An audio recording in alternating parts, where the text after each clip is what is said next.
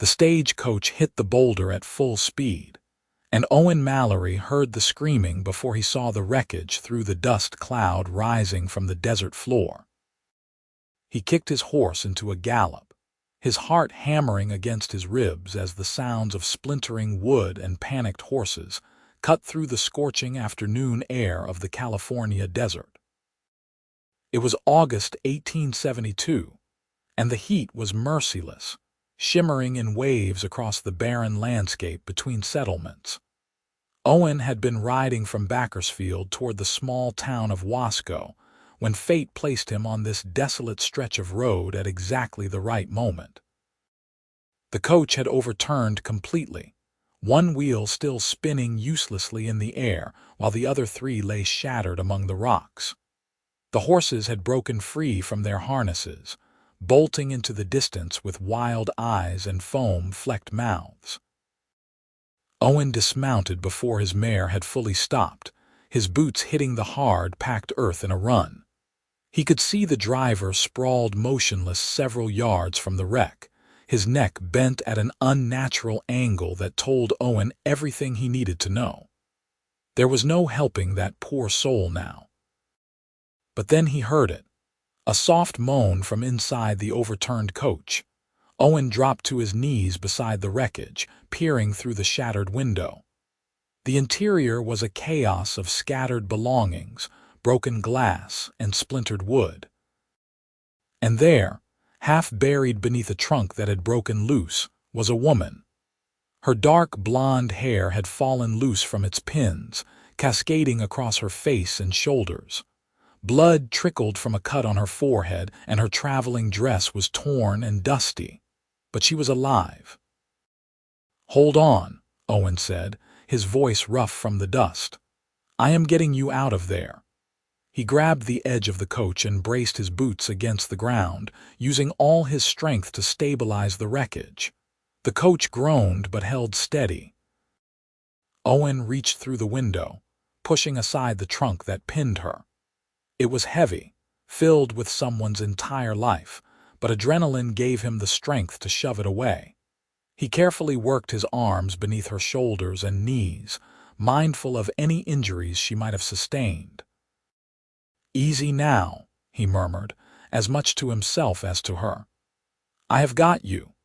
He pulled her through the window, cradling her against his chest as he maneuvered them both away from the unstable wreckage. The moment they were clear, he laid her gently on the ground in the shade of a large rock formation, the only shelter for miles. Her eyelids fluttered, and Owen found himself holding his breath. Then her eyes opened. They were the color of spring grass, bright and alive despite the trauma she had just endured. For a moment, she stared up at him in confusion, her gaze unfocused. Then clarity came rushing back, and with it, panic. Her hand shot out and grabbed his, gripping it with surprising strength. "The driver," she gasped. "Mr. Henderson. Is he?" Owen shook his head slowly, and he saw understanding dawn in those green eyes, followed by tears. "I am sorry," he said quietly. "He is gone, but you are safe now. I promise you are safe." She held onto his hand as if it were the only solid thing in a world that had just tried to kill her. Owen let her, understanding that sometimes a person just needed an anchor. He used his free hand to examine her injuries as best he could. The cut on her forehead was bleeding but not deep. She would have bruises, certainly, and possibly some cracked ribs from the impact, but she appeared to have survived remarkably intact. "What is your name?" he asked gently. "Grace," she whispered. "Grace Sullivan. I was traveling to Wasco to meet my uncle. He owns the general store there."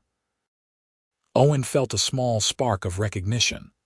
"Thomas Sullivan, I know him. Good man. He will be worried sick when the stage does not arrive." Grace's grip on his hand tightened. "The other passengers, there were 2 others, a man and his wife." "Where you were alone in there," Owen said. "They must have gotten off at an earlier stop." Relief flooded her features, and she closed her eyes briefly. When she opened them again, she seemed to truly see Owen for the first time. He was 32 years old, weathered by years of working cattle drives and living rough under the open sky. His dark brown hair needed a cut, and several days of stubble shadowed his jaw. His shirt was faded from too many washings, and his hat had seen better days. But his gray eyes were kind, and when he looked at Grace, he saw past the blood and dust to the woman beneath. "Thank you," Grace said softly. "You saved my life." "Any decent person would have done the same," Owen replied, though they both knew that was not entirely true. This was wild country, and not everyone who came across a wreck stopped to help. Some would have rifled through the belongings and left the injured to their fate. Owen retrieved his canteen and helped Grace sit up slowly, supporting her back against the rock. He dampened his bandana and gently cleaned the blood from her forehead, then offered her water. She drank gratefully, wincing as the movement pulled at what Owen suspected were indeed bruised or cracked ribs. "How far are we from Wasco?" Grace asked. "About 8 miles, Owen said. "Too far to walk in this heat, especially with your injuries." "My horse can carry us both, but we should wait until the sun is lower. Another hour or so. Can you manage that?" Grace nodded, though Owen could see the exhaustion in her eyes. "I do not suppose there is anything to be done for poor Mr. Henderson." "I will see to him," Owen said quietly. "Wait here." He walked back to where the driver lay and checked for a pulse, though he already knew what he would find. Owen removed his own coat and laid it over the man's face and torso, a small dignity in an undignified death. He said a brief prayer, then searched the area for anything salvageable. Grace's trunk had split open, scattering her belongings across the desert floor. Owen gathered what he could find: dresses, a hairbrush, a few books, and a small wooden box that had somehow remained intact. He brought them back to where Grace waited. "I could not get everything," he said, setting the items beside her. "The trunk is destroyed, but these survived." Grace reached for the wooden box first, clutching it to her chest. "This was my mother's," she said. "She passed 2 years ago. It is all I have left of her." Owen settled down beside her, giving her space but staying close enough to help if needed. "Is that why you are going to Wasco?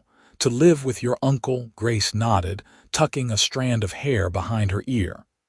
"My father died 5 years ago. I have been working as a schoolteacher in San Francisco, but the city has been difficult. My uncle wrote to me months ago, saying Wasco needs a teacher for their new schoolhouse. He offered me a place to stay and a fresh start. I sold everything I owned to make the journey." She gestured at the wreckage, "which I suppose does not matter now since it is all destroyed." "Not everything," Owen said. "You are alive. That matters more than any possession." Grace studied him with those green eyes, and Owen felt something shift in his chest. There was intelligence in her gaze and courage. She had just survived something that would have left many people in hysterics. Yet here she sat, bruised and bleeding but composed. She could not be much past 25, he guessed, with delicate features that somehow conveyed both softness and strength. "What about you?" Grace asked. "What brings you to this God-forsaken stretch of desert?" Owen allowed himself a small smile. "Work. I am a ranch hand mostly. Worked the cattle drives for years, but I am getting too old to spend months in the saddle. I have been hired by the McAllister Ranch outside Wasco, starting next week. Figured I would ride through and see the town first." "So you are new to Wasco as well," Grace said. "Yes, though I have been through these parts before. It is not much to look at, but it is growing. The railroad brought some prosperity. Your uncle's store does good business from what I have heard." They fell into a companionable silence, watching the sun begin its descent toward the horizon. The heat remained oppressive, but the worst of it was passing. Owen checked Grace's injuries again, noting with relief that the bleeding from her forehead had stopped. She would have a scar, likely, but it would be small. "Tell me something," Grace said suddenly. "Something to keep my mind off the pain." Owen thought for a moment. "I once worked a cattle drive from Texas to Montana. 6 months in the saddle, sleeping on the ground, eating beans and hardtack. We had a cook named Charlie who claimed he could make a gourmet meal out of anything. One night he caught a rattlesnake and made stew, swore it tasted like chicken." "Did it?" Grace asked, a hint of amusement in her voice. "Not even close," Owen said. "Tasted like leather that had been left in the sun too long, but we ate it anyway because we were too hungry to care." Grace laughed, then winced and pressed a hand to her ribs. "Please do not make me laugh. It hurts." "Sorry," Owen said, but he was smiling too. It was good to see some life returning to her face. As the sun continued to drop, painting the desert in shades of orange and gold, Owen gathered Grace's salvaged belongings and secured them to his horse's saddle. The mare, a steady bay named Juniper, stood patiently through the process. When Owen returned to Grace, he found her trying to stand on her own, using the rock for support. "Whoa, easy there," Owen said, quickly moving to her side. "Let me help you." Grace leaned against him, and Owen slipped his arm around her waist to steady her. She was taller than he had realized, the top of her head coming to his shoulder. Together, they made their way slowly to where Juniper waited. Owen mounted first, then reached down to pull Grace up behind him. She settled onto the horse's back with a soft gasp of pain, then wrapped her arms around Owen's waist. "Hold on tight," Owen said. "Juniper has a smooth gait, but with your ribs, every step is going to hurt some." "I can manage," Grace said, and Owen believed her. They set off toward Wasco at a careful walk, Owen keeping Juniper to the smoothest parts of the road. Behind them, the wrecked stagecoach and the body of the driver grew smaller, stark reminders of how quickly life could change. Owen would send word to the authorities in Wasco, and they would send a wagon out to retrieve the body and the wreckage. But for now, his only concern was getting Grace to safety. The ride took nearly 3 hours in the fading light. Grace did not complain once, though Owen could feel the tension in her body every time Juniper's hooves struck a rock or dipped into a rut. They talked sporadically, sharing small pieces of their lives. Owen learned that Grace had been teaching children for 4 years, that she loved books more than almost anything, and that she had a sharp wit that occasionally caught him off guard. Grace learned that Owen had been born in Missouri, that he had a younger sister who had married a farmer in Oregon, and that he had always dreamed of owning his own small ranch someday. By the time Wasco's lights appeared in the distance, Owen felt as though he had known Grace for far longer than a few hours. There was something about shared adversity that stripped away the usual social pretenses. When you saved someone's life, when they held onto you while bleeding and bruised, you skipped past the superficial and went straight to something real. Wasco was not much to look at in the gathering darkness. It consisted of a single main street with buildings on either side, most of them wooden structures that looked as though a strong wind might blow them over. But there was a church with a proper steeple, a saloon with raucous noise spilling out into the street, and a general store with a sign that read Sullivan's Mercantile in freshly painted letters. Owen guided Juniper directly to the store, noting with relief that lamplight glowed in the windows above the shop, indicating someone was home. He dismounted carefully, then helped Grace down, supporting her weight as her feet touched the ground. She swayed slightly, and Owen kept his arm around her. "Can you walk?" he asked. "Yes," Grace said, though she leaned heavily against him. "Just dizzy." Owen half carried her to the store's front door and knocked loudly. Footsteps sounded inside, and then the door swung open to reveal a stocky man in his 50s with graying hair and Grace's green eyes. "We are closed for the—" Thomas Sullivan began. Then his gaze fell on Grace and all the color drained from his face. "Grace! Good God, what happened?" "There was an accident," Owen said quickly. "The stagecoach overturned about 8 miles east. The driver did not make it, but I pulled Miss Sullivan out. She is injured but alive." Thomas did not hesitate. He pulled Grace into his arms, his face crumpling with relief and worry. Come inside. Let me look at you, girl." He ushered them both into the living quarters above the store, a modest but clean space with a kitchen, a sitting area, and what looked like 2 small bedrooms. Thomas settled Grace into a comfortable chair while Owen stood awkwardly by the door, suddenly feeling like an intruder. "You," Thomas said, pointing at Owen. "Do not even think about leaving. You saved my niece's life, and I need to hear everything." So Owen stayed, recounting the events while Thomas examined Grace's injuries with gentle hands. A woman appeared from one of the bedrooms, introduced as Mrs. Chen, the widow who rented a room from Thomas and helped run the store. She immediately took charge, heating water and retrieving clean cloths and bandages. Between Thomas's ministrations and Mrs. Chen's efficient care, Grace's injuries were properly cleaned and dressed. The cut on her forehead received 3 neat stitches from Mrs. Chen, who had apparently served as the town's unofficial nurse before a proper doctor had arrived 6 months ago. Grace bore it all with remarkable stoicism, though Owen could see the pain in the tightness around her eyes. "Nothing broken," Thomas finally announced. "But those ribs are badly bruised and you will be sore for weeks. You need rest, Grace, plenty of rest." "I am supposed to start teaching in 2 weeks, Grace protested weakly. "The school can wait," Thomas said firmly. "Your health comes first." Owen had been standing by the door for nearly an hour, watching the small drama unfold. Now he cleared his throat. "I should go, find a place to stay for the night." Thomas looked up sharply.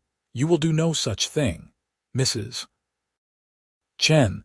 Can you make up the sofa for Mr. I am sorry, I did not catch your name." "Mallory. Owen Mallory." "Mr. Mallory saved Grace's life," Thomas said to Mrs. Chen. "He stays here tonight and I will not hear otherwise. Tomorrow we can make other arrangements, but tonight you stay." Owen wanted to protest, but the look in Thomas's eyes brooked no argument. Besides, he was exhausted, and the thought of finding a room at the boarding house or trying to sleep in the livery stable held little appeal. "Thank you," Owen said quietly. "I appreciate it, Mrs. Chen." Bustled off to prepare the sofa while Thomas poured whiskey for himself and Owen. Grace had closed her eyes, her face pale against the chair's dark upholstery. She looked fragile in a way she had not out on the desert, and Owen felt a surge of protectiveness that surprised him with its intensity. "Tell me everything," Thomas said, handing Owen the whiskey. "Leave nothing out." So Owen told the story again, in more detail this time. Thomas listened intently, his face growing darker when Owen described the driver's death and the state of the wreckage. When Owen finished, Thomas downed his whiskey in one swallow. "Poor Henderson," Thomas said. "He has been driving that route for 5 years, never had an accident before." "What do you think happened?" "Hard to say for certain," Owen replied. "Could have been the horses spooked by something. A snake, maybe, or a coyote, or Henderson might have had a heart attack or stroke. But the way the coach hit that boulder, it looked like they were going full speed without any attempt to slow down." "I will ride out tomorrow with the sheriff," Thomas said. "We will need to recover the body and see what can be salvaged from the coach." Owen nodded, swirling the whiskey in his glass. Across the room, Grace's breathing had deepened into sleep, exhaustion finally claiming her. Thomas noticed Owen watching her and gave him a long, appraising look. "You did a good thing today," Thomas said quietly. Grace is all I have left of my family. Her mother was my younger sister. When she died, I promised I would look after Grace. If something had happened to her today, his voice caught, and he cleared his throat roughly. I owe you a debt I can never repay. You do not owe me anything, Owen said. I did what anyone would have done. That is where you are wrong, Thomas said. Most men would have taken what they could from the wreckage and left. Some might have stopped to help, but not many. You are a good man, Owen Mallory. I can see that. Owen felt uncomfortable with the praise. He had never thought of himself as particularly good or bad, just a man trying to make his way in the world as honestly as he could. He finished his whiskey and set the glass down. I should let you get Grace to bed, Owen said. It has been a long day for all of us. Thomas nodded and stood, moving to wake Grace gently. She stirred, blinking in confusion for a moment before memory returned. Thomas helped her to her feet and guided her toward one of the bedrooms. At the doorway, Grace looked back at Owen. Thank you, she said again, her voice soft but clear. I will never forget what you did for me today. Get some rest, Owen said. That is thanks enough. After Grace and Thomas disappeared into the bedroom, Mrs. Chen showed Owen to the sofa, which she had made up with clean sheets and a quilt. She also provided him with a basin of water and a cloth, so he could wash some of the dust and grime from his face and hands. Then she bid him good night and retreated to her own room, leaving Owen alone in the quiet sitting area. He lay on the sofa, staring at the ceiling, but sleep eluded him. His mind kept replaying the day's events, the sound of the crash, the sight of Grace trapped in the wreckage, the feel of her hand gripping his. He had held dying men on battlefields during the war, had seen terrible things that still haunted his dreams. But pulling Grace from that overturned coach had affected him differently. Maybe it was because he had been able to save her, to make a difference when so often he felt powerless against fate. Or maybe it was something else entirely, something he was not ready to name yet. Owen finally drifted off as the first hints of dawn began to lighten the eastern sky. He slept fitfully, dreaming of green eyes and desert dust, and a woman's hand reaching for his in the darkness.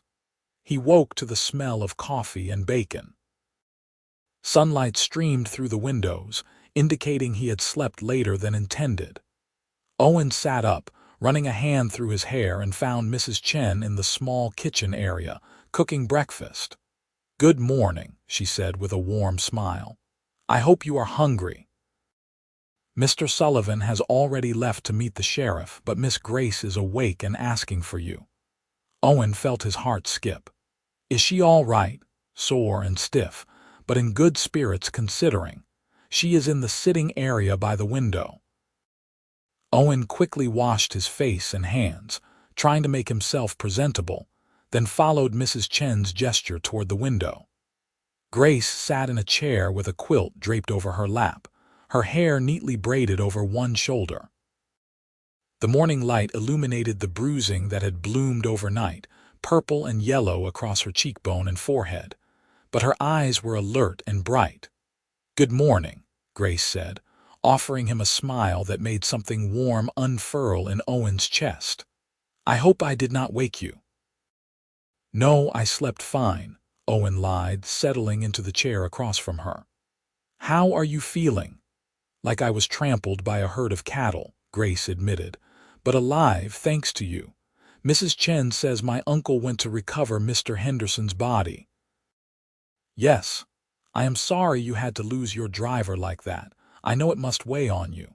Grace's expression grew somber. He was kind to me during the journey, told me stories about Wasco and the people here. He had a wife and grown children in Bakersfield. They will be devastated. They sat in silence for a moment, paying respect to the dead. Then Mrs. Chen bustled over with plates of food, and the mood lightened somewhat. Owen discovered he was ravenous, and Grace managed to eat a decent portion despite her injuries. What are your plans now? Grace asked as they ate. You said you are starting work at the McAllister Ranch in 4 days, Owen confirmed. I plan to spend a day or two in town, getting the lay of the land, then ride out to the ranch. The foreman is expecting me Monday morning. You will like the McAllisters, Grace said. My uncle speaks highly of them. They have been fair to the townspeople and they employ a dozen men year-round. Have you met them? Owen asked. No, I only arrived yesterday, Grace said, then gave a rueful laugh. Or I suppose I should say I only survived arrival yesterday. Owen found himself smiling despite the grim humor. You have a strange way of looking at things, Miss Sullivan. I learned a long time ago that you can either laugh or cry at life's misfortunes, Grace said. I prefer to laugh when I can. They continued talking as they finished breakfast, the conversation flowing easily. Owen found himself fascinated by Grace's quick mind and sharp observations. She had traveled more than he had, despite her youth, and she had opinions about everything from literature to politics to the best way to manage a classroom. She was unlike any woman Owen had known, and he found himself wanting to know more. Thomas returned just after noon, looking grim and exhausted. He confirmed that Henderson's body had been recovered and taken to the undertaker. The sheriff would write to the man's family in Bakersfield. The wreckage itself had been brought back to town, and Thomas had salvaged a few more of Grace's belongings, though much had been ruined or scattered across the desert. I spoke with the stage company's regional manager, Thomas said, pouring himself coffee in the kitchen. They are sending an investigator to determine what caused the accident. Could be mechanical failure, could be the horses, could be Henderson himself. Either way, they are facing liability. What about the route? Grace asked. Will they continue service to Wasco? Eventually, Thomas said. But it may be a week or two before they resume regular runs. They need to complete the investigation and hire a new driver. Owen had been planning to leave later that afternoon, to find a room at the boarding house and give Thomas and Grace their privacy. But as he watched Grace struggle to stand from her chair, wincing with every movement, he found himself reluctant to go. She was healing, yes, but she was far from recovered. And Thomas had a store to run. Mrs. Chen was helpful, but she was elderly herself and had her own responsibilities.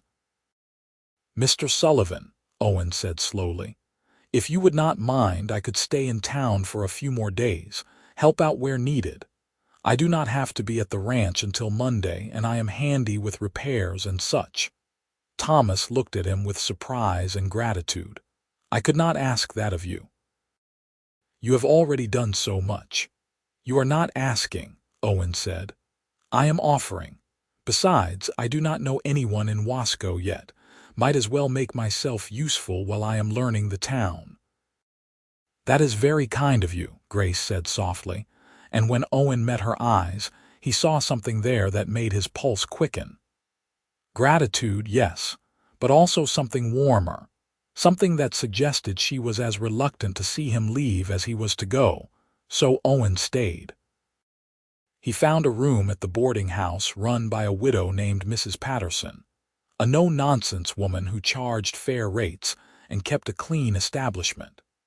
But he spent most of his time at Sullivan's Mercantile, helping Thomas with heavy lifting and repairs that had been neglected.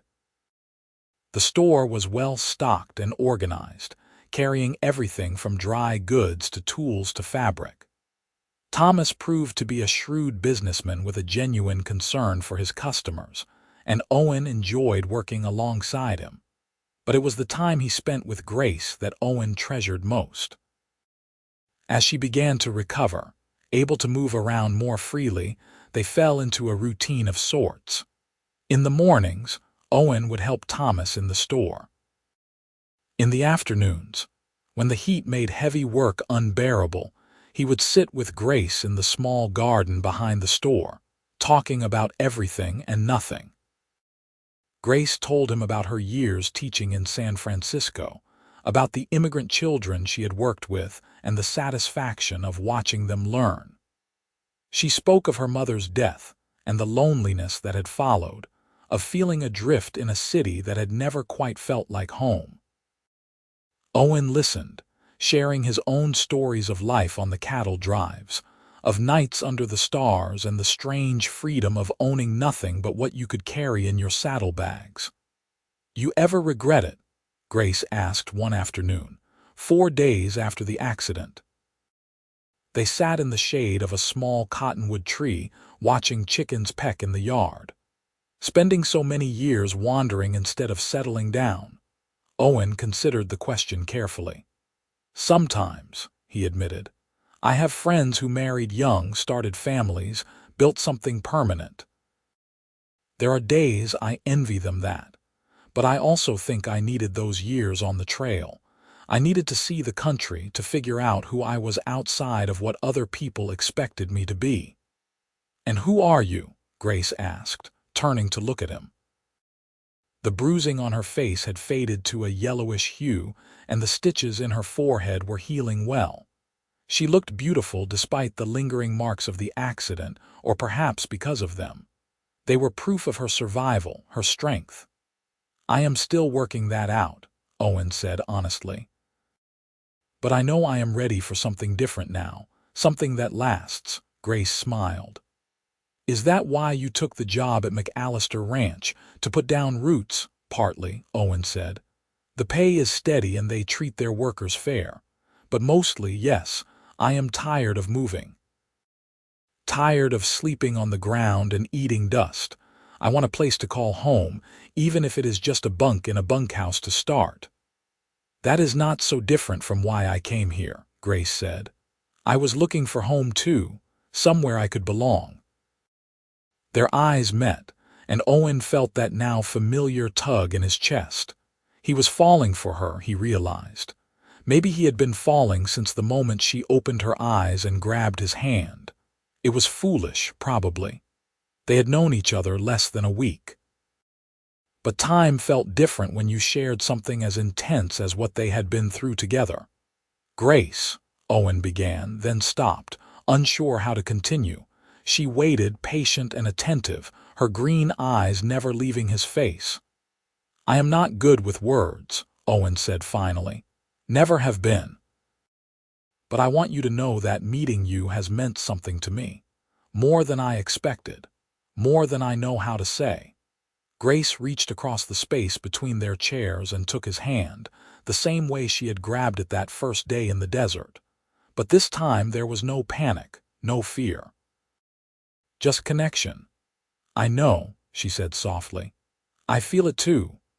They sat like that for a long while, hands clasped, not needing words.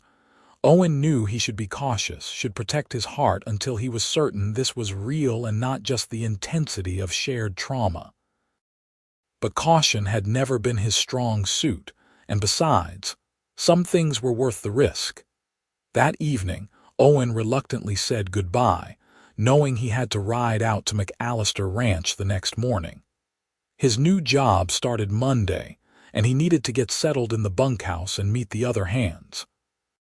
The thought of leaving Grace, even for a few days, sat heavy in his stomach, but he was a man of his word and he had committed to this position.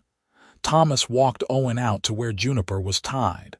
"Thank you," Thomas said, gripping Owen's hand firmly, "for everything. You have been a blessing to us this week." "It has been my pleasure," Owen said sincerely. "Your niece is a remarkable woman." Thomas studied Owen's face in the lamplight and a slow smile spread across his features. "She is. And I think she has found herself a remarkable man if I am reading this situation correctly." Owen felt heat rise in his cheeks. "I care for her, sir. I hope that is all right." "More than all right," Thomas said. "Grace deserves happiness. She has known too much loss in her young life. If you can bring her joy, then you have my blessing. Just promise me you will treat her well." "I promise," Owen said without hesitation. "Then come back soon," Thomas said. The ranch is only 6 miles out. You can ride in on your days off. I know Grace would like to see you." Owen nodded, already planning his return. He mounted Juniper and looked up at the window above the store, where lamplight glowed. Grace appeared at the window, raising her hand in farewell. Owen tipped his hat to her, then turned Juniper toward the road leading to McAllister Ranch. The ranch proved to be everything Owen had hoped for. The main house was a sprawling structure built of adobe and wood, surrounded by corrals and outbuildings. The bunkhouse was clean and well-maintained, with individual bunks for each hand. The foreman, a leathery man named Bill Crawford, welcomed Owen with a firm handshake and a brief tour. "We run about 3,000 head of cattle," Crawford explained as they walked, "plus horses, of course. We have seasonal work during roundup and branding, but we keep a core crew year-round for maintenance and regular ranch operations. You will be working mostly with the horses to start. Thomas Sullivan mentioned you have experience breaking and training." "Yes, sir," Owen confirmed. "I have worked with horses most of my life." "Good. We just bought 20 green horses that need breaking. That will keep you busy for a while." Owen settled into ranch life quickly. The work was hard but satisfying, and the other hands were a decent bunch, friendly enough without being intrusive. Owen shared the bunkhouse with 11 other men, ranging from young cowboys barely out of their teens to grizzled veterans who had been working cattle for decades. They welcomed Owen easily, appreciating that he pulled his weight without complaint and did not cause trouble. But despite the demanding work, Owen's thoughts constantly drifted back to Wasco, to a small apartment above a general store where a woman with green eyes was recovering from injuries he had helped her survive. He counted the days until Sunday, his first day off, when he could ride back to town. When Sunday finally arrived, Owen was up before dawn, grooming Juniper until she shone. He put on his cleanest shirt and even shaved, earning good-natured ribbing from the other hands. "Got yourself a girl in town already, Mallory," one of them called out. "Maybe," Owen said, unable to keep the smile from his face. The ride to Wasco felt longer than 6 miles, but finally, the town appeared on the horizon. Owen guided Juniper straight to Sullivan's Mercantile, his heart beating faster than seemed reasonable for a man his age. The store was closed for Sunday, but he knocked on the door leading to the upstairs apartment. Thomas answered, his face breaking into a genuine smile. "Owen, good to see you. Come in, come in. Grace has been asking about you all week." Owen followed Thomas upstairs, where he found Grace sitting at the kitchen table, papers spread out before her. She looked up when he entered, and her face transformed with joy. "Owen," she said, standing carefully. She moved much better now, though he could see she still favored her injured ribs. "I am so glad you came." "I said I would," Owen replied. "How are you feeling?" "Much better," Grace said. "The doctor came by 3 days ago and pronounced me well on my way to recovery. I have even been down to see the schoolhouse. I will be able to start teaching next week as planned." They spent the day together, with Thomas's blessing and Mrs. Chen's benevolent supervision. Owen helped Grace walk through town, introducing her to the people he had met during his brief time in Wasco. They visited the schoolhouse, a small but sturdy building with desks for 30 students and a chalkboard that Grace examined with professional interest. They attended the Sunday service at the church, sitting side by side in a pew while the minister preached about gratitude and second chances. Owen could not help but feel the sermon was meant for them. After church, they took a picnic lunch to a spot by the irrigation canal that ran through town, one of the few places with real shade and the sound of moving water. Grace had prepared sandwiches and lemonade, and they ate while watching ducks paddle across the canal. "Tell me about the ranch," Grace said. "Do you like it?" "I do," Owen said. The work is good, the men are decent, and the foreman is fair. It is everything I hoped it would be. But, Grace prompted, hearing something in his tone. Owen hesitated, then decided to be honest. But I find myself wishing I was here instead, in town, closer to you. Grace set down her sandwich, her expression serious. Owen, we should talk about this, about us, about whatever is happening between us. All right, Owen said, his heart hammering. It has only been 2 weeks since the accident, Grace said carefully. I know that what we feel may be intense because of the circumstances. Trauma can create bonds that feel deeper than they are. I do not want either of us to mistake gratitude or shared experience for something else. Owen had thought about this himself, late at night in his bunk while the other hands snored around him. Is that what you think this is? Just gratitude? No, Grace said softly. I do not think so. But I want to be sure, I want us to be sure. So what do? Owen asked. We take our time, Grace said. We get to know each other properly, not just through crisis but through ordinary life. You come visit when you can, I write you letters. We see if what we feel now still holds true in a month, in 3 months, in 6. It was sensible, practical advice. Exactly what Owen would have suggested if he were thinking with his head instead of his heart. But his heart wanted to pull Grace into his arms right now and promise her forever. You are right, Owen said. We should take our time, do this properly.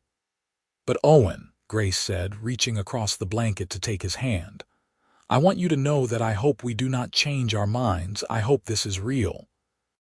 Because what I feel for you already is deeper than anything I have felt before. Owen lifted her hand to his lips, pressing a gentle kiss to her knuckles. I feel the same way, so we will do this right. Court you properly with your uncle's blessing. See where this goes. I would like that, Grace said, smiling. They spent the rest of the afternoon talking, laughing, and simply enjoying each other's company. When the sun began to set and Owen had to return to the ranch, they parted with reluctance but also with hope. This was just the beginning. The following months unfolded with a rhythm that felt both ordinary and extraordinary. Owen rode into Wasco every Sunday, his day off, spending the entire day with Grace. Thomas not only approved of the courtship, but actively encouraged it, often inviting Owen to stay for dinner and sharing stories of Grace's childhood that made her blush and protest. Grace threw herself into teaching, and Owen could see how much she loved it. She taught children ranging from 6 to 14, a diverse group that included farmers' children, the blacksmith's daughters, and several Mexican families who had settled in the area. Grace treated all her students with equal respect and attention, and they adored her for it. Owen sometimes stopped by the schoolhouse on his Sunday visits, watching through the window as Grace wrote on the chalkboard or leaned over a student's desk to help with a difficult problem. She was a natural teacher, patient and encouraging. They wrote letters during the week. Grace's were long and detailed, filled with stories about her students and observations about life in Wasco. Owen's were shorter, his penmanship rough from years of limited practice, but Grace treasured them nonetheless. She kept them in the wooden box that had belonged to her mother, tied with a ribbon. As autumn arrived and the scorching heat gave way to cooler temperatures, Owen and Grace's relationship deepened. They moved beyond the intensity of their first meeting to something more solid, built on shared values and genuine compatibility. Owen loved Grace's intelligence and compassion, her quick wit and readiness to laugh. Grace loved Owen's steadiness and integrity, his quiet strength and the gentleness he showed despite his rough exterior. In November, Owen took Grace to the harvest dance held in Wasco's community hall. It was the first time they had appeared together at a social event, and the town's gossips had a field day. But Owen did not care about the whispers and sidelong glances. He only cared about the way Grace felt in his arms as they waltzed across the floor, her green eyes shining up at him. "People are staring," Grace murmured as they danced. "Let them," Owen said. "I am proud to be here with you." "I am proud to be here with you too," Grace said, "though I suspect my reputation as the stern schoolteacher is permanently ruined. The children will never take me seriously again once they hear I giggle like a schoolgirl myself." "Do you giggle?" Owen asked, amused. "Around you, constantly," Grace admitted. Owen pulled her a little closer, proper enough to avoid scandal but intimate enough to make his feelings clear. "Good. I like making you happy." As winter approached and the calendar turned toward December, Owen knew it was time to make his intentions clear. He had saved most of his wages from the ranch, living simply and spending little. He had been putting money aside for his dream of owning land someday. But now he had a new dream that mattered more. On a cold December Sunday, with Christmas just 2 weeks away, Owen asked Thomas for permission to speak with him privately. Thomas led Owen into the small office at the back of the store, closing the door behind them. "I think I know what this is about," Thomas said, settling into his desk chair. "But go ahead and say your piece." Owen remained standing, too nervous to sit. "I love your niece, sir. I have loved her since the day I pulled her from that wrecked stagecoach, though I did not know it then. She is the finest woman I have ever known, and I want to spend my life making her happy. I am asking for your permission to marry her." Thomas was quiet for a long moment, studying Owen with those sharp green eyes so like Grace's. Then he stood and extended his hand. "You have my blessing, Owen. You are a good man and Grace loves you. I could not ask for better for her." Owen shook Thomas's hand, relief flooding through him. "Thank you, sir. I promise I will take care of her." "I know you will," Thomas said. "Now, about a ring. I have something that might work if you are interested." Thomas opened a drawer in his desk and pulled out a small velvet box. Inside was a simple gold band with a modest diamond, elegant in its simplicity.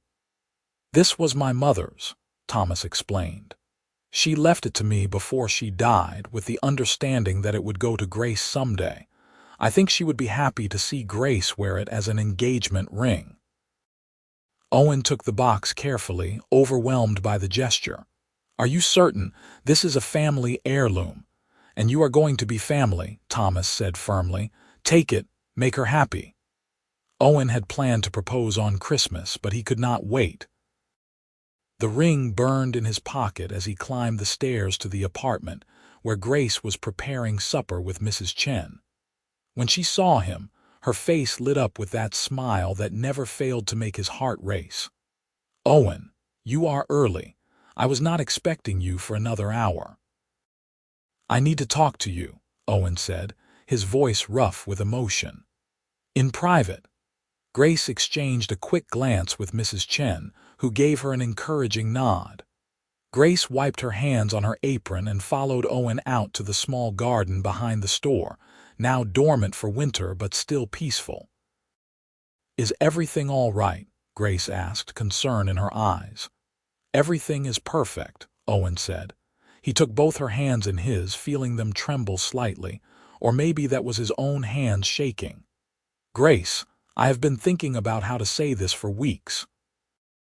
I have been trying to find the right words, the perfect words, but I am not a man of fancy speeches, so I am just going to speak from my heart." Grace's eyes widened as understanding began to dawn. "From the moment I saw you in that wrecked stagecoach, my life changed," Owen continued. "You grabbed my hand, and I have not wanted to let go since. These past months with you have been the happiest of my life. You make me want to be better, to build something lasting, to put down roots so deep that nothing can shake them. I love you, Grace Sullivan. I love your courage and your kindness, your laughter and your strength. I love everything about you, and I want to spend the rest of my life proving it." Owen released one of Grace's hands to reach into his pocket, pulling out the velvet box. He opened it, revealing the ring. "This was your grandmother's. Your uncle gave it to me with his blessing. Grace, will you marry me?" Tears streamed down Grace's face, but she was smiling, laughing through her tears. "Yes," she said. "Yes, Owen, of course yes. I love you too. I have loved you for so long." Owen slipped the ring onto her finger, and then he was pulling her into his arms, holding her close. They stood like that for a long moment, wrapped in each other's arms in the cold December twilight. When they finally pulled apart, Owen cupped Grace's face in his hands and kissed her for the first time, a gentle kiss full of promise and devotion. "I will make you happy," Owen whispered against her lips. "I swear it." "You already do," Grace whispered back. They set the wedding date for March, giving them time to plan but not waiting so long that they drove themselves crazy with anticipation. The winter months passed in a flurry of preparation. Grace continued teaching, though she would have to resign after the wedding. Married women were not allowed to teach in most schools, a rule Grace privately thought was absurd but had to accept nonetheless. Owen continued working at the ranch, but he also began looking for land of his own. He wanted to have a home ready for Grace, something more than a bunk in a bunkhouse. With Thomas's help and a loan from the bank, Owen found 20 acres about 2 miles outside Wasco, with a creek running through it and enough pasture for horses. There was a small house on the property, nothing fancy but solidly built, with 2 bedrooms and a good well. Every spare moment Owen had was spent fixing up the house, making it into a home worthy of Grace. He repaired the roof, replaced broken windows, and painted the walls. Some of the ranch hands helped on their days off, and Thomas contributed furniture from his store. Grace sewed curtains and made quilts, her excitement growing as the house took shape. "It is perfect," Grace said, when Owen finally brought her to see the finished property in late February. "Owen, it is everything I could have hoped for." They walked through the house hand in hand, Grace exclaiming over every detail. The kitchen with its new stove, the bedroom with the bed Owen had built himself, the sitting room with its fireplace and comfortable chairs. Outside, there was a barn for horses and a chicken coop Grace could barely contain her excitement about. "I have never had chickens before," she said, practically bouncing on her toes. "Can we get chickens right away?" "We can get anything you want," Owen said, delighted by her enthusiasm. "Chickens, a cow, a garden, whatever makes you happy." Grace threw her arms around his neck. "You make me happy. Everything else is just wonderful details." The wedding took place on a bright March morning at the church in Wasco. The entire town turned out for the ceremony, packing the pews to capacity.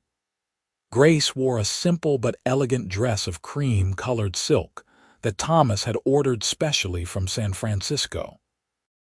Owen wore a new suit that made him feel stiff and uncomfortable, but the look in Grace's eyes when she saw him made it worthwhile. Thomas walked Grace down the aisle, his chest puffed with pride.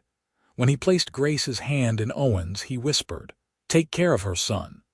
"Always," Owen promised. The ceremony was simple and heartfelt. They exchanged vows, their voices steady and sure, promising to love and cherish each other for the rest of their lives. When the minister pronounced them husband and wife, Owen kissed Grace with all the love in his heart, and the congregation erupted in applause and cheers. The reception was held at the community hall, with food provided by half the town. There was music and dancing, laughter and joy. Owen danced with his bride, hardly able to believe this extraordinary woman was now his wife. Grace glowed with happiness, her smile never fading. As the sun began to set, Owen and Grace said their goodbyes and rode out to their new home together. Owen had borrowed a buggy for the occasion, wanting Grace to arrive in style. When they reached the house, he insisted on carrying her over the threshold, earning another one of those joyful laughs he loved so much. Their first night as husband and wife was tender and sweet, full of whispered words and gentle touches.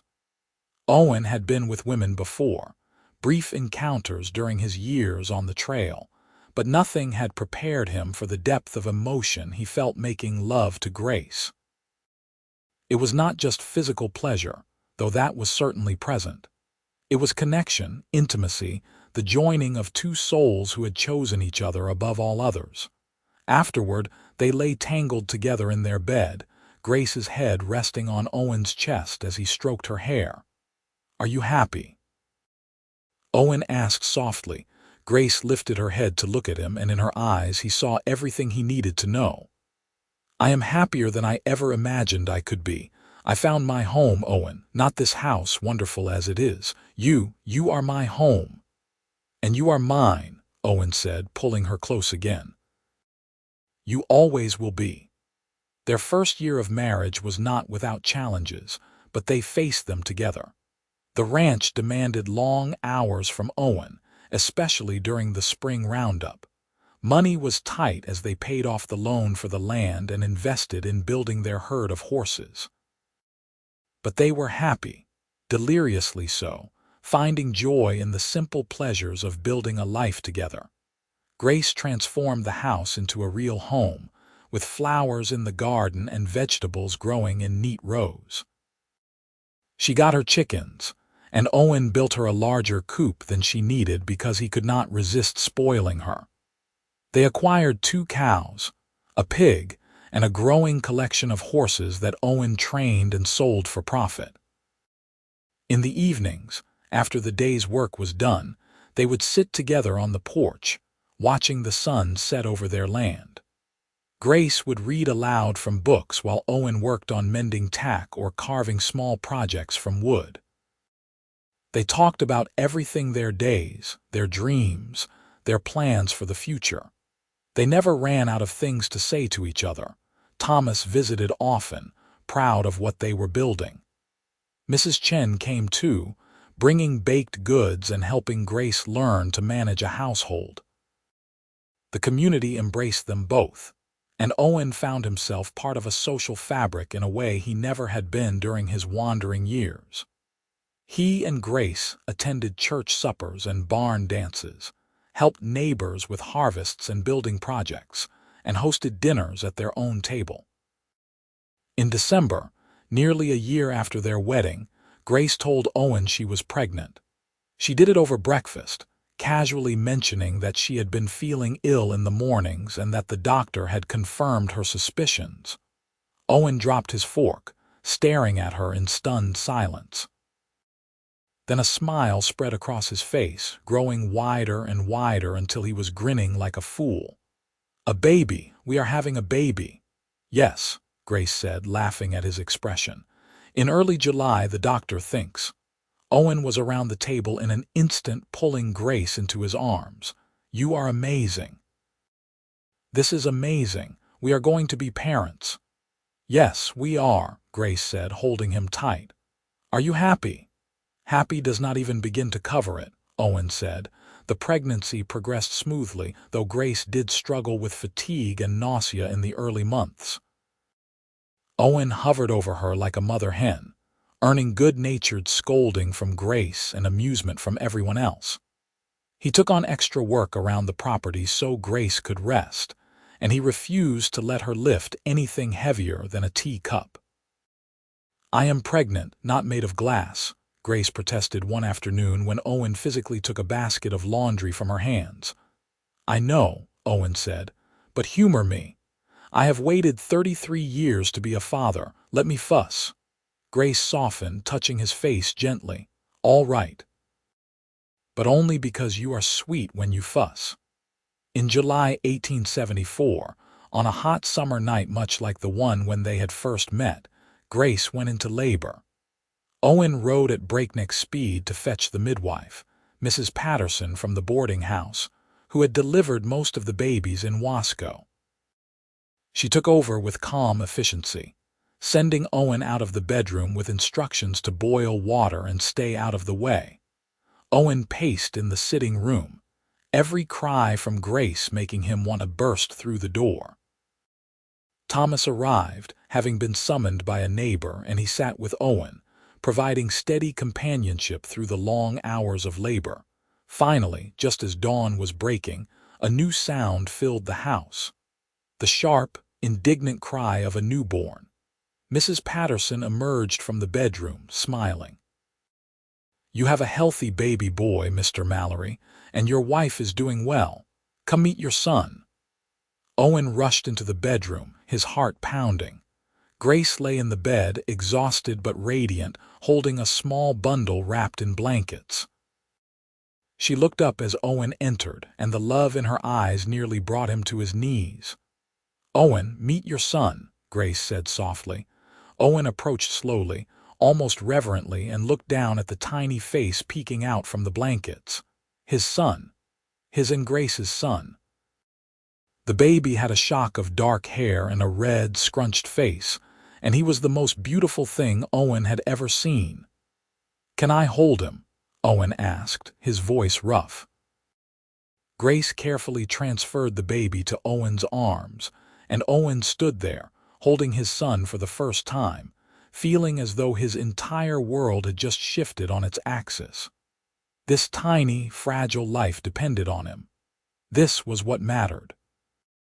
This was what he had been searching for all those years on the trail without even knowing it. "What should we name him?" Grace asked. They had discussed names, of course, but had not settled on anything definite. Now, looking down at his son, Owen knew. "James," he said, "after my father." "James Thomas Mallory, if that is all right with you." Grace smiled, tears sliding down her cheeks. "It is perfect. Hello, James. Welcome to your family." The first months of parenthood were exhausting and wonderful in equal measure. James was a healthy, hungry baby who kept them up at all hours. But Owen and Grace tackled parenthood the same way they tackled everything else together, with love and humor and determination. Owen would walk the floor with James at 3 in the morning, singing old trail songs in his rough voice until the baby settled. Grace would nurse him while reading, managing to hold a book one-handed with impressive skill. They marveled over every milestone: the first smile, the first time James rolled over, his first tooth. Thomas was a devoted grandfather, visiting several times a week and spoiling James shamelessly.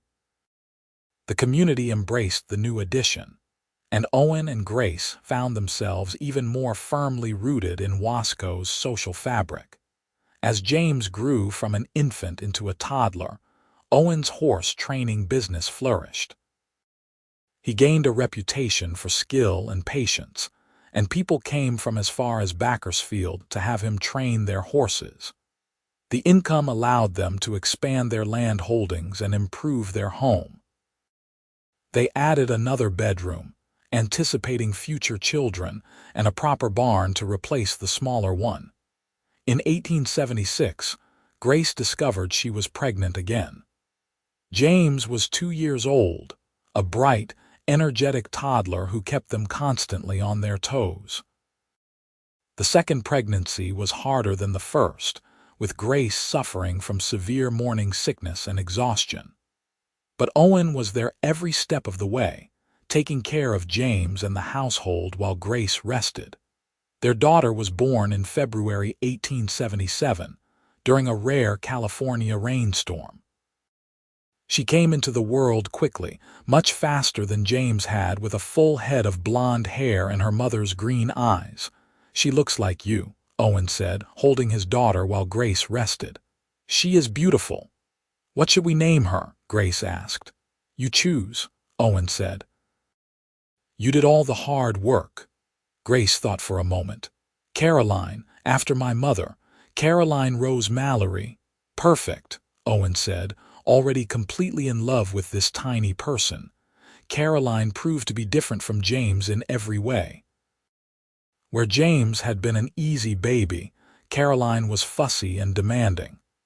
Where James had been content to play quietly, Caroline wanted constant attention. But she was also affectionate and joyful, quick to laugh and eager to explore. Owen adored both his children completely, finding his heart somehow had room to expand with each new addition to their family. The years passed in a blur of activity and love. James started school when he turned 6, eager to learn like his mother. Caroline followed 3 years later, showing an early interest in animals that delighted Owen. They added another child in 1879, a second daughter they named Sarah, who had Owen's gray eyes and a calm, thoughtful disposition. Owen continued working with horses while also serving on the town council and helping with various community projects. Grace, no longer able to teach formally, due to her responsibilities at home, tutored children who struggled in school and served on the school board. They built a life that mattered, a life of purpose and connection. In 1880, 8 years after that fateful day when Owen had pulled Grace from the wrecked stagecoach, they sat together on their porch as the sun set over their land. Their 3 children played in the yard, James teaching his sisters how to skip stones in the creek. Owen had his arm around Grace, and she leaned against his shoulder, both of them comfortable in the silence that came from years of knowing each other completely. "You ever think about that day?" Grace asked suddenly. "The day of the accident, sometimes," Owen admitted. "Do you, all the time?" Grace said. "I think about how different my life would be if you had not been there, if you had not stopped, if you had not pulled me out." "I was just in the right place at the right time," Owen said. Grace shook her head. "No, you were exactly who I needed exactly when I needed you. And every day since then you have continued to be exactly what I need. You are my hero, Owen Mallory. You have been from the very beginning." Owen pressed a kiss to the top of her head.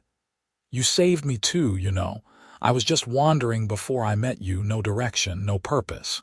You gave me both. You gave me everything." They watched their children play, watched the sun paint the sky in shades of orange and gold, and felt the deep contentment that came from a life well lived.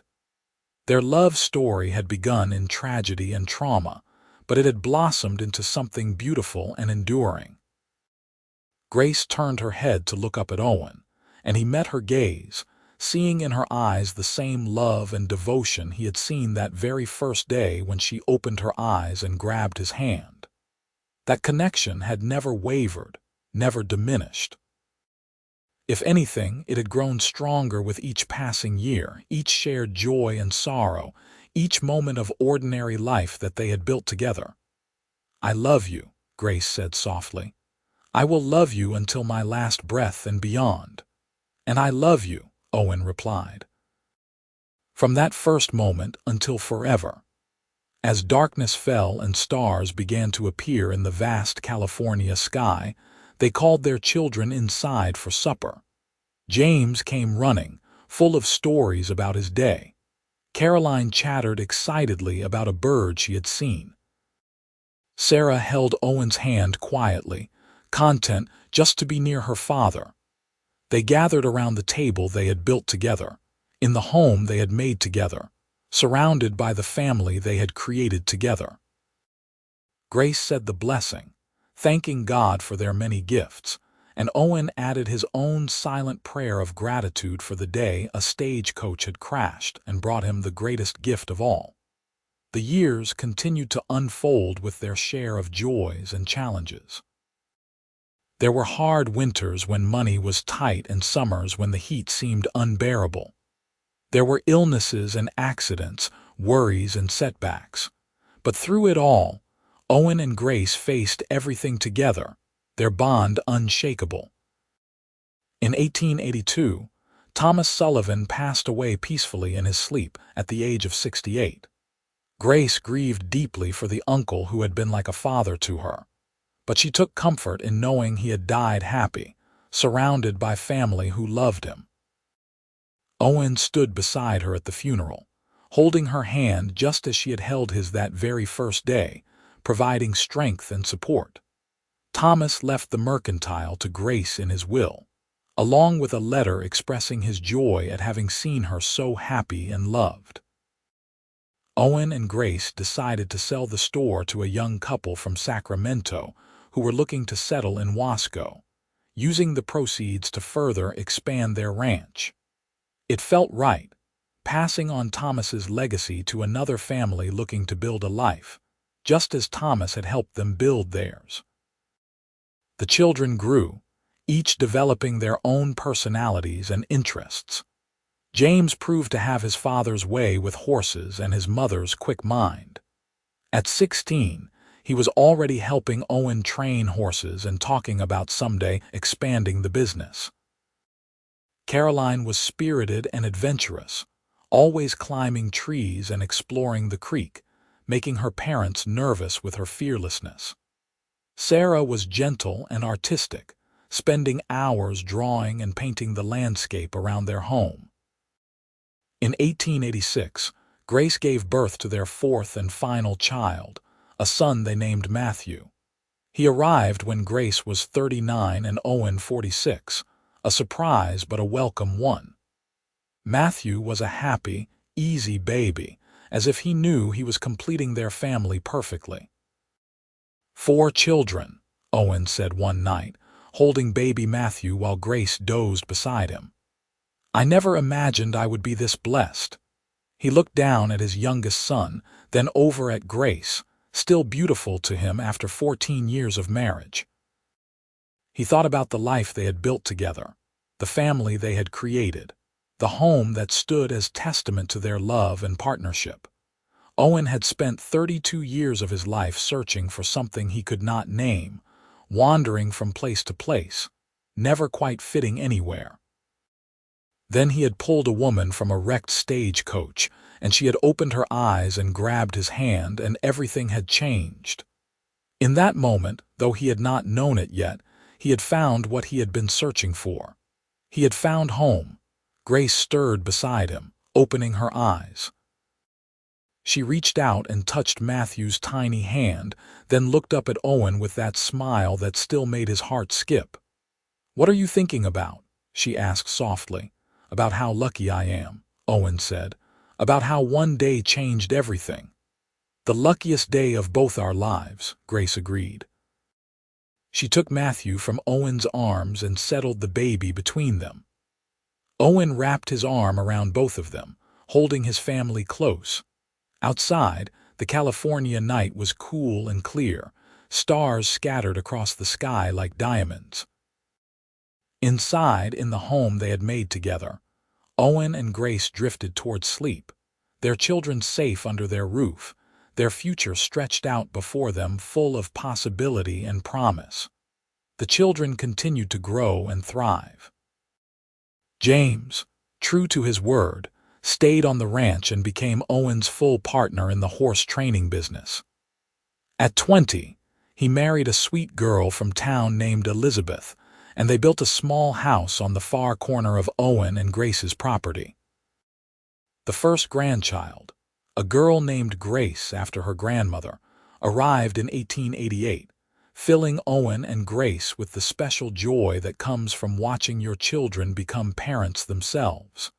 Caroline, at 18, shocked everyone by announcing she wanted to go to nursing school in San Francisco. It was unusual for women at the time, and the training would be difficult, but Grace supported her daughter's ambition completely. Owen struggled more with the idea of his spirited daughter so far away, but ultimately he could not deny her the opportunity to follow her dreams. "I learned from the best," Caroline told her parents the night before she left. "You both took risks, made bold choices, followed your hearts. How can I do any less?" Sarah stayed close to home, teaching at the Wasco schoolhouse just as her mother once had. The rules had changed slightly, and married women could teach if the school board approved, but Sarah was content to remain single, devoted to her art and her students. She painted beautiful landscapes of the California desert and the surrounding areas, and her work began to attract attention from galleries in larger cities. Matthew, the baby of the family, grew into a bright, curious child who read voraciously and asked questions about everything. Owen saw echoes of Grace in him, that same quick mind and love of learning. He announced at age 12 that he wanted to be a lawyer, a declaration that made Grace beam with pride. The ranch prospered. Owen's reputation as a horse trainer spread throughout California, and people came from hundreds of miles away to buy horses he had trained. The income allowed them to live comfortably, to help their children with their educations and endeavors, and to contribute to the community that had embraced them. In 1890, Wasco celebrated its 20th anniversary as an incorporated town, and Owen and Grace were honored at a special ceremony for their contributions to the community. Owen, now 50, and Grace, 43, stood before their neighbors and friends, deeply touched by the recognition. "When I arrived in Wasco in 1872, Owen said in his brief speech, uncomfortable with public speaking but determined to express his gratitude, I was just a wandering cowboy looking for work. I had no idea I would find a home, a family, a life beyond anything I had dared to dream. This town has given me everything that matters. Thank you." Grace spoke as well, her voice steady and clear. 18 years ago, I came to Wasco under terrible circumstances, injured and frightened, but this community welcomed me, supported me, and became my family. I have taught many of your children, watched this town grow and thrive, and I am proud to call Wasco home. Thank you for making our life here so rich and full. The crowd erupted in applause, and Owen took Grace's hand, squeezing it gently. She squeezed back, and they shared a look that communicated everything they did not need to say aloud. They had come so far together, built so much, loved so deeply. As they grew older, their love only deepened. Grace's hair began to show threads of silver, and Owen's temples went gray. Lines appeared on their faces, marks of years spent laughing and worrying, working and living. But when Owen looked at Grace, he still saw the woman he had pulled from that wrecked stagecoach, brave and beautiful. And when Grace looked at Owen, she still saw the hero who had saved her life, and then spent every day since making that life worth living. They celebrated their 25th wedding anniversary in 1899, surrounded by their 4 children, 2 grandchildren, and half the town of Wasco. It was a grand party held at the ranch, with tables laden with food and music and dancing. Owen danced with Grace under the stars, just as they had at their wedding, and felt young again. 25 years, Grace marveled as they swayed together. Where did the time go? I do not know, Owen said, but I would not change a single moment. Not even the hard times, Grace asked. The struggles and worries, not even those, Owen confirmed, because we face them together. Every joy, every sorrow, every ordinary day together. Grace laid her head on his shoulder.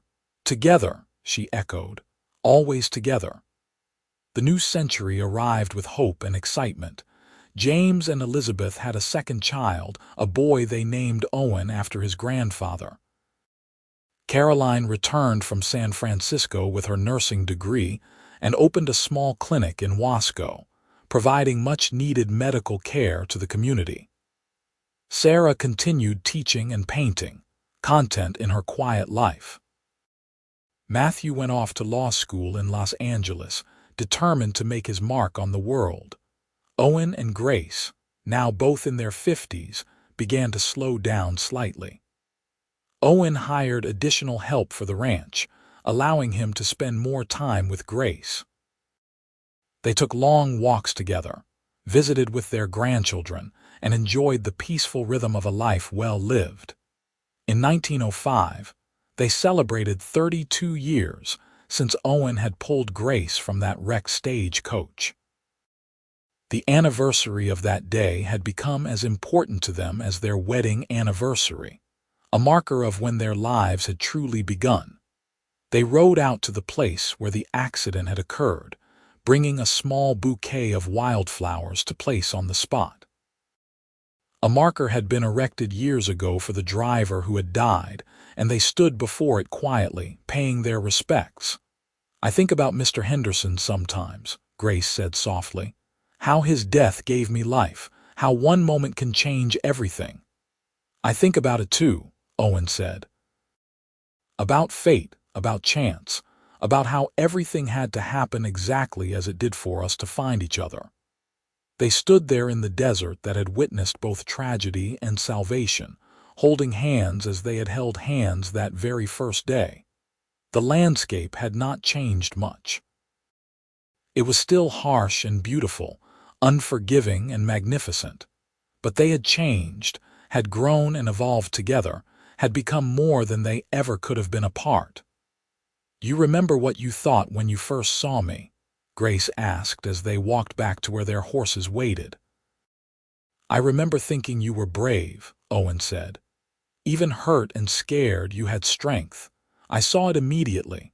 And I remember when you opened your eyes and grabbed my hand, I felt something shift in my chest, like a lock clicking open, like coming home." Grace smiled. "I remember looking up at you and feeling safe. Even though I did not know you, even though everything was chaos and pain, I knew I could trust you. I held onto your hand like it was a lifeline, and it was. You were my lifeline that day and every day since." They mounted their horses and rode back toward the ranch, toward the home they had built, toward the family they had raised. The sun was setting, painting the California sky in brilliant colors, and Grace thought about how many sunsets she had watched with Owen over the years.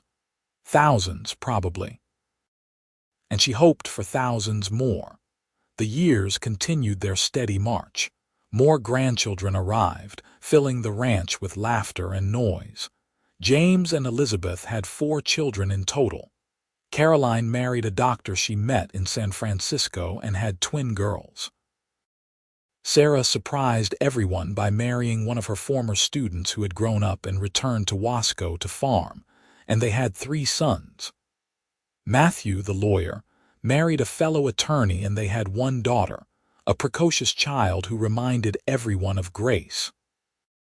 Owen and Grace became the patriarch and matriarch of a sprawling family, the center around which everyone else orbited.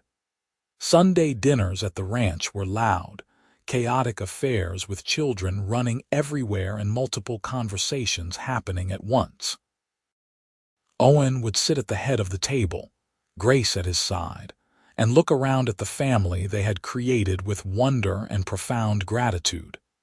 In 1912, they celebrated their 40th wedding anniversary.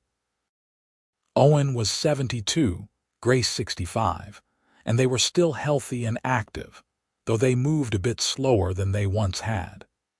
The celebration was smaller than their 25th anniversary had been, just family and close friends, but it was perfect. 40 years, Grace said that night as they prepared for bed.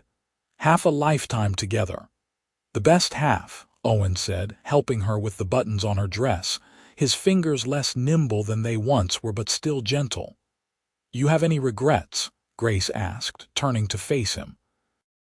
Owen took her face in his hands, looking into those green eyes that had captivated him from the very first moment. "Not a single one. You have given me the best life a man could ask for. You have made me happier than I ever knew I could be. I love you more now than I did the day we married, and I loved you with my whole heart even then." Tears filled Grace's eyes. "I love you too. You are still my hero, Owen Mallory, my savior, my partner, my love. Everything good in my life stems from the day you pulled me from that wreckage and held my hand." They held each other close, 2 people who had found each other against all odds and built something beautiful and lasting. Outside, the California night was peaceful, and inside, in the bed they had shared for 40 years, Owen and Grace drifted off to sleep in each other's arms, just as they had every night since they were married. As they entered their 70s and 80s, Owen and Grace remained remarkably healthy. They still took short walks together, still sat on their porch watching the sunset, still held hands without even thinking about it. Their children worried about them, urged them to slow down, but Owen and Grace insisted they were fine. "We will go when we go," Grace told Caroline, who had become quite overprotective of her aging parents. "But until then, we intend to live." And live they did. They attended grandchildren's weddings and school graduations. They welcomed great-grandchildren, marveling at how their love had expanded into this vast network of family. They watched Wasco grow from a small desert town into a more prosperous community, connected to the wider world by railroad and eventually automobile. Through it all, their love remained constant. It was not the fiery passion of youth, though sparks of that still flared sometimes. It was deeper now, richer, a love built on decades of shared experience, mutual respect, and unwavering commitment. It was the kind of love that did not need words, that existed in comfortable silences and knowing glances, in the simple act of being together. In the spring of 1920, Owen fell ill with pneumonia. He was 80 years old, and despite Caroline's best efforts and the care of Wasco's doctor, he did not improve. For 2 weeks he lingered, weak but lucid, surrounded by family. Grace never left his side, holding his hand constantly, providing comfort and love. "I am not afraid," Owen told her one afternoon when they were alone. "I have had a good life, the best life. You gave me that, Grace. You gave it to me," Grace insisted, tears streaming down her face. "Please do not leave me." "I do not want to," Owen said, "but I think it is time. I am so tired, my love." "Then rest," Grace whispered, though it broke her heart to say it. "Rest, my darling. I will be all right. You have given me everything, and I will carry our love with me until we meet again." Owen squeezed her hand weakly. "When I get to wherever I am going, I will wait for you. Just like I waited for you to open your eyes that day in the desert. I will wait for you, Grace. And I will find you," Grace promised. "Wherever you are, I will find you. And I will grab your hand, just like I did the first time." Owen smiled, that same gentle smile Grace had fallen in love with nearly 50 years ago. "That is all I need," he said. "Just hold my hand until the end." "Always," Grace whispered. "I am holding on and I am not letting go." She held his hand through the night, through the next day, surrounded by their children and grandchildren who came to say goodbye. And when Owen took his last breath on a warm May evening, he did so with Grace's hand in his, connected to her, as he had been since the moment they met. The entire town of Wasco turned out for Owen Mallory's funeral. The church could not hold everyone, and people stood outside, listening to the service through open windows. Grace, composed despite her grief, delivered the eulogy herself, wanting to be the one to tell the world what Owen had meant to her. 48 years ago," she began, her voice steady, "a cowboy pulled me from a wrecked stagecoach and saved my life. But that was just the beginning. Every day after that, for nearly 50 years, he saved me in 1,000 small ways. He loved me with a devotion and constancy that never wavered. He built a home with me, raised a family with me, grew old with me. He was the best man I have ever known, and I was blessed beyond measure to call him my husband." She paused, gathering her composure. "Owen once told me that when he pulled me from that wreckage and I opened my eyes and grabbed his hand, he felt like he was coming home. I felt the same way. In that moment, injured and frightened, I grabbed the hand of the man who would be my home for the rest of my life. I am only sad that I must let go now, but I know it is not forever. Someday, in whatever comes after this life, I will find him again. And I will grab his hand, and we will never have to let go. Grace lived for 3 more years after Owen's death, surrounded by family who adored her. She spent her days in the home they had built together, often sitting on the porch where they had spent so many evenings. She wrote letters to her many grandchildren and great-grandchildren, sharing stories of Owen and their life together, ensuring their love story would be passed down through generations. She was 76 when she began to fail, her heart simply wearing out. Caroline wanted to take her to a hospital in Bakersfield, but Grace refused. "I want to be in our home," she said firmly. "In the bed I shared with Owen. That is where I want to be."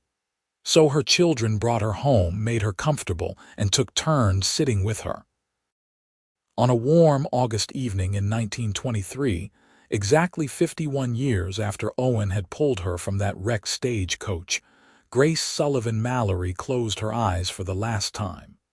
But as she died, she was smiling and her hand was outstretched, as if reaching for someone. And perhaps she was. Perhaps Owen was there, waiting as he had promised, ready to take her hand and never let go again. They were buried side by side in Wasco's cemetery, under a large oak tree.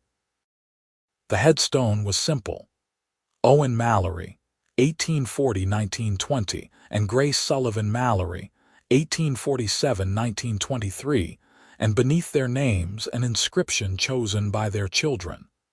She grabbed his hand in the desert, and they held on for a lifetime. Their love story became legend in Wasco, passed down through generations. The place where the stagecoach had crashed was marked with a plaque telling their story. The ranch they built continued to thrive under James's stewardship and later his children's. The family they created spread throughout California and beyond, but they all knew their roots, all knew the story of how it began. And sometimes, on quiet desert evenings when the sun sets in brilliant colors across the California sky, people swear they can see 2 figures walking hand in hand across the land that Owen and Grace once called home. Maybe it is just imagination or tricks of the light. Or maybe it is Owen and Grace, still together, still holding hands, their love transcending even death, because some loves are too powerful to end with mortality. Some connections are too deep to be severed by time or circumstance. Owen and Grace proved that love could bloom in the harshest conditions, could survive anything when 2 people chose each other again and again. From the moment Grace opened her eyes in that wrecked stagecoach and grabbed Owen's hand, their fate was sealed. They built a life of purpose and meaning, raised a family that would impact generations, and loved each other with a constancy that became the bedrock of everything else. They faced joys and sorrows, triumphs and trials, but they faced them together, their hands always clasped, their hearts always united. And in the end, is that not the truest measure of a life well lived? Not wealth or fame or individual achievement, but love. Deep, abiding, transformative love. The kind of love that changes you, completes you, and carries you home. Owen and Grace found that love in each other, and it sustained them through 51 years of marriage and beyond. Their story is a testament to the power of connection, the strength of commitment, and the enduring nature of true love. It is a reminder that sometimes, in our darkest moments, salvation comes in the form of an outstretched hand, and if we are wise, we grab hold and never let go.